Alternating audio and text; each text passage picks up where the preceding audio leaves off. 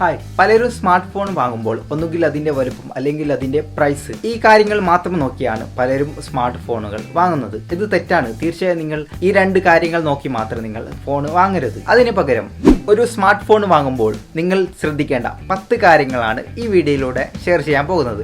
അപ്പോൾ വീഡിയോ നിങ്ങൾ മുഴുവനായും കാണുക. Let's start. ഇതുപോലുള്ള ആഡ്സ്, ഇതുപോലുള്ള വീഡിയോസ്, പോസ്റ്റർ ഡിസൈനൊക്കെ നിങ്ങൾക്ക് ആവശ്യമാണെങ്കിൽ ഈ ഒരു വാട്സപ്പ് നമ്പറിലും ജിമെയിലും നിങ്ങൾക്ക് ബന്ധപ്പെടാവുന്നതാണ്.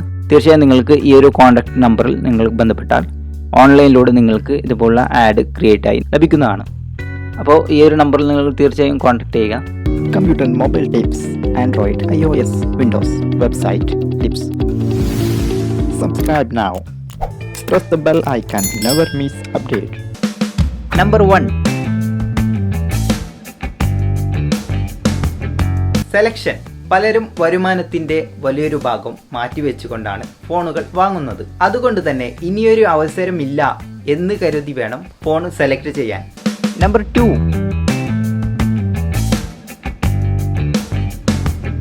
ഫ്യൂച്ചർ.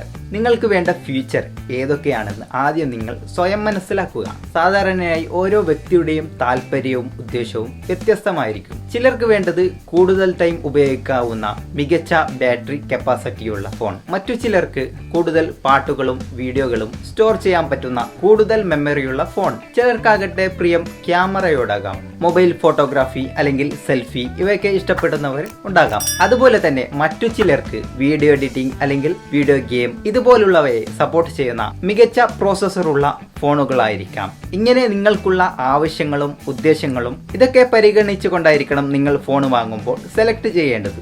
നമ്പർ 3.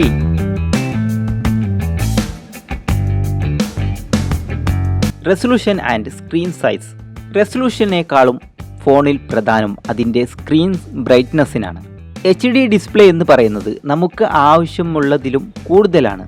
അതുകൊണ്ട് തന്നെ 2K ഡിസ്പ്ലേയും ഫുൾ HD ഡിസ്പ്ലേയും ഒരു സാധാരണക്കാരന് മനസ്സിലാക്കാൻ അത്ര എളുപ്പമല്ല.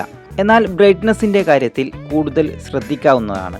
അതായത് സൂര്യപ്രകാശത്തിലും കാണാവുന്ന തരത്തിൽ ബ്രൈറ്റ്നസ് കൂടിയതും അക്ഷരങ്ങൾ വ്യക്തമായി കാണാവുന്നതുമാകണം. കൂടുതൽ നേരം ഫോണുകൾ ഉപയോഗിക്കുന്നവരാണെങ്കിൽ വലിയ സ്ക്രീൻ സൈസ് കൂടിയ ഫോണുകളായിരിക്കും ഉചിതം. സാധാരണ ഒരു ഫോൺ 5.8 ഇഞ്ച് മുതൽ 6.4 ഇഞ്ച് വരെയാണ് സ്ക്രീൻ സൈസ്. നിങ്ങൾ സ്ഥിരമായി ന്യൂസ്, ഓൺലൈൻ ക്ലാസ് ഇതുപോലുള്ള വീഡിയോസൊക്കെ സ്ഥിരമായി കാണുന്നവരാണെങ്കിൽ കുറഞ്ഞത് 1080 ഡിസ്പ്ലേ, അതായത് ഫുൾ HD ഡിസ്പ്ലേ എങ്കിലും വേണം. എന്നാൽ ചെറിയ ഉപയോഗത്തിന് 720 പിക്സൽ റെസൊല്യൂഷൻ മതിയാകുന്നതാണ്. Low quality HD. കൂടാതെ OLED സ്ക്രീനുകൾ മികച്ച കോൺട്രാസ്റ്റോട് കൂടിയതാക്കും. ഇവിടെ നമ്മൾ മനസ്സിലാക്കേണ്ടത് LCD സ്ക്രീനുകളേക്കാൾ മികച്ചത് OLED സ്ക്രീനുകളാണ്. എന്നാൽ ഇതിൻ്റെ വില അല്പം കൂടുതലായിരിക്കും. നമ്പർ 4.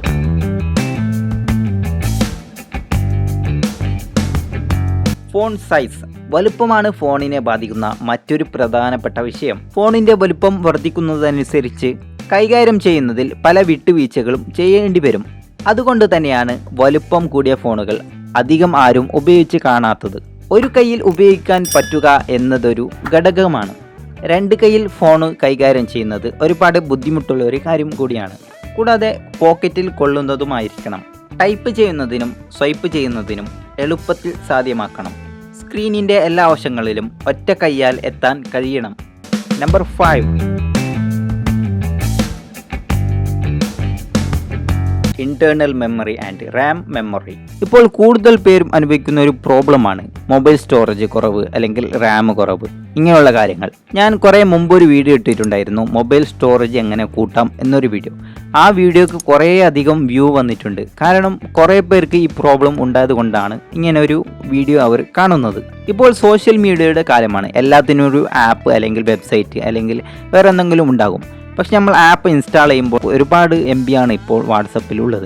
പക്ഷേ വാട്സപ്പ്, അതുപോലെ ഫേസ്ബുക്ക് ഇതെല്ലാം ഒന്നിച്ച് നമുക്ക് ഓപ്പൺ ചെയ്യാൻ ഒരുപാട് സ്റ്റോറേജ് അല്ലെങ്കിൽ റാം ഒക്കെ ആവശ്യമായി വരും. അല്ലെങ്കിൽ നമ്മളുടെ വേറൊരു ആപ്പിനെ അൺഇൻസ്റ്റാൾ ചെയ്തുകൊണ്ടായിരിക്കും പലരും വേറൊരു ആപ്പുകൾ ഇൻസ്റ്റാൾ ചെയ്യുന്നത്. ഇന്നത്തെ കാലത്ത് ഒരു ശരാശരി മൊബൈൽ ഉപഭോക്താവിന് തൻ്റെ സ്മാർട്ട് ഫോണിൽ കുറഞ്ഞത് 4 GB എങ്കിലും റാം വേണം. എന്നാൽ കൂടുതൽ സമയവും കൂടുതൽ ആവശ്യങ്ങൾക്കും ഫോൺ ഉപയോഗിക്കുന്നവർക്ക് കുറഞ്ഞത് 8 GB എങ്കിലും റാം ആവശ്യമായി വരും. ആൻഡ്രോയിഡ് ഫോണുകളിനേക്കാൾ കൂടുതൽ മെമ്മറി iOS പ്ലാറ്റ്ഫോമിലുള്ള ഫോണുകൾക്ക് കൂടുതലായിരിക്കാം. കുറഞ്ഞ ബഡ്ജറ്റിൽ 16 GB ഇന്റേണൽ മെമ്മറിയോട് കൂടി ഒരു ഫോൺ ലഭിക്കുകയാണെങ്കിൽ അത് ഒഴിവാക്കണം. ഒരു സ്മാർട്ട് ഫോൺ വാങ്ങുമ്പോൾ കുറഞ്ഞത് 32 GB ഇന്റേണൽ മെമ്മറി അത്യാവശ്യമാണ്. പറ്റുമെങ്കിൽ 64 GB തന്നെ വാങ്ങുക. അതായിരിക്കും ഏറ്റവും നല്ലത്. കാരണം 16 GB, 32 GB, 64 GB ഇവയിലൊക്കെ പ്രൈസിൽ ചെറിയ വ്യത്യാസങ്ങൾ മാത്രമേ ഉണ്ടാകുകയുള്ളൂ. ഇപ്പോൾ 16 GB നിങ്ങൾ വാങ്ങുകയാണെങ്കിൽ നിങ്ങൾ ഫേസ്ബുക്ക്, വാട്സപ്പ് ഇതുപോലുള്ള കാര്യങ്ങളൊക്കെ അപ്ഡേറ്റ് ആയിക്കൊണ്ടിരിക്കുകയാണ് എപ്പോഴും. അപ്പോൾ അതിൽ ഒരുപാട് സ്റ്റോറേജ് അതിന് ആവശ്യമായി വരും. പിന്നീട് നിങ്ങൾ പുതിയ ഫോൺ വാങ്ങുന്നതിനേക്കാൾ നല്ലത് ഇപ്പോൾ തന്നെ 64 GB വാങ്ങിയാൽ വളരെ നല്ലത്. അതായത് നിങ്ങൾ ഫോണിൽ ഉൾക്കൊള്ളിക്കുന്ന വീഡിയോ, ഫോട്ടോ, ഗെയിമുകൾ എന്നിവയെ ആശ്രയിച്ചിരിക്കും ഇന്റേണൽ മെമ്മറിയുടെ കാര്യം. നമ്പർ 6,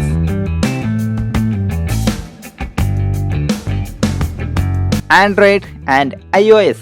ഒരു സ്മാർട്ട് ഫോണിൽ ഏറ്റവും പ്രധാനപ്പെട്ടത് അതിൻ്റെ ഓപ്പറേറ്റിംഗ് സിസ്റ്റമാണ്. പ്രധാനമായും 2 ഓപ്പറേറ്റിംഗ് സിസ്റ്റമാണ് ഇപ്പോൾ ഉള്ളത്.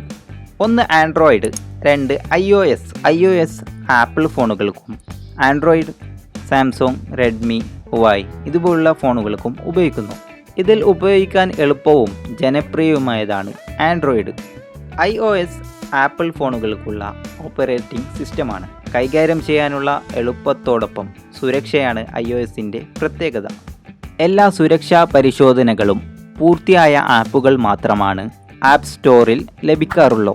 എന്നാൽ ഇതിൻ്റെ വില കൂടുതലാണെന്ന് കാരണത്താൽ മാത്രം പല ഉപഭോക്താക്കളും ഇത് വാങ്ങാറില്ല. Number 7, battery. എല്ലാവർക്കും വേണ്ടത് ഒരിക്കലും മരിക്കാത്ത ബാറ്ററിയാണ്. എന്നാൽ അത് നടക്കില്ല എന്നറിയാം. ബാറ്ററിയുടെ ലൈഫ് ഫോണിൻ്റെ ഉപയോഗത്തെ ആശ്രയിച്ചിരിക്കും. യൂട്യൂബും ബ്രൗസറും പോലുള്ള കാര്യങ്ങളൊക്കെ ഇതിനെ സ്വാധീനിക്കുന്ന ഘടകങ്ങളാണ്. അതുകൊണ്ട് തന്നെ മികച്ച കപ്പാസിറ്റിയുള്ള, വേഗം ചാർജ് ആകുന്ന ബാറ്ററിയോട് കൂടിയ ഫോണുകൾ വാങ്ങുക. അങ്ങനെയുള്ള ഫോണുകൾ നിങ്ങൾക്ക് ആവശ്യമാണെങ്കിൽ ഓപ്പോ, OnePlus മുതലായ കമ്പനികൾ മിനിറ്റുകൾക്കുള്ളിൽ ചാർജ് ആകുന്ന സ്പെഷ്യൽ ചാർജറുകളും ഇവർ നൽകുന്നുണ്ട്. നമ്പർ 8,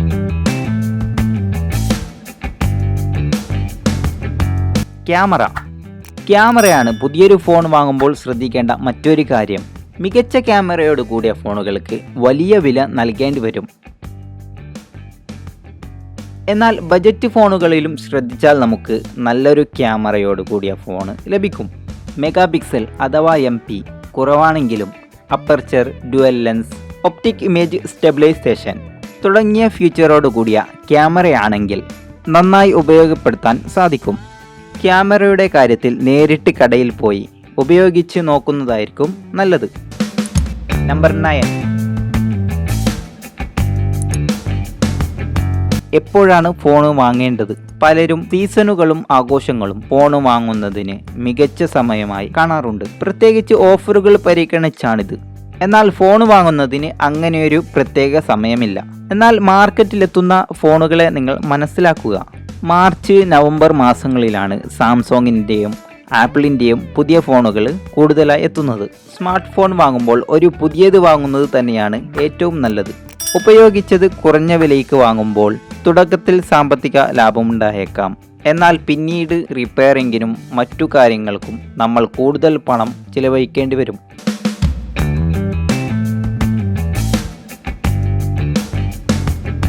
ഫോൺ വാങ്ങുന്നതിന് മുമ്പ് റീറ്റെയിലറോട് വിട്ടുപോകാതെ ചോദിക്കേണ്ട 3 ചോദ്യങ്ങൾ. ചോദ്യം 1, ഈ ഫോണിന് എന്തെങ്കിലും പ്രശ്നമുണ്ടോ? ചോദ്യം 2, ഈ ഫോണിൻ്റെ ഫ്യൂച്ചറെ പറ്റി എന്താണ് നിങ്ങൾക്ക് പറയാൻ സാധിക്കുന്നത്? ചോദ്യം 3, ഈ ഫോണിന് വാറണ്ടി കാർഡ് ഉണ്ടോ? ഫ്രണ്ട്സ്, അപ്പോൾ ഈ വീഡിയോ നിങ്ങൾക്ക് ഇഷ്ടപ്പെട്ടാൽ തീർച്ചയായും നിങ്ങൾ ലൈക്ക് ചെയ്യുക. അപ്പോൾ നിങ്ങളുടെ ഫ്രണ്ട്സ് ആൻഡ് ഫാമിലിക്ക് വേണ്ടി ഈ ഒരു വീഡിയോ നിങ്ങൾ ഷെയർ ചെയ്ത് കൊടുക്കുക. നിങ്ങളുടെ അഭിപ്രായങ്ങളും ഇതുപോലുള്ള നിങ്ങൾക്ക് അറിയാവുന്ന ടിപ്സൊക്കെ നിങ്ങൾ കമൻറ്റ് ചെയ്യുക. മറ്റുള്ളവർക്കും ഉപകാരപ്പെടും. ചാനൽ സബ്സ്ക്രൈബ് ചെയ്തില്ലെങ്കിൽ തീർച്ചയായും നിങ്ങൾ ചാനൽ സബ്സ്ക്രൈബ് ചെയ്യുക.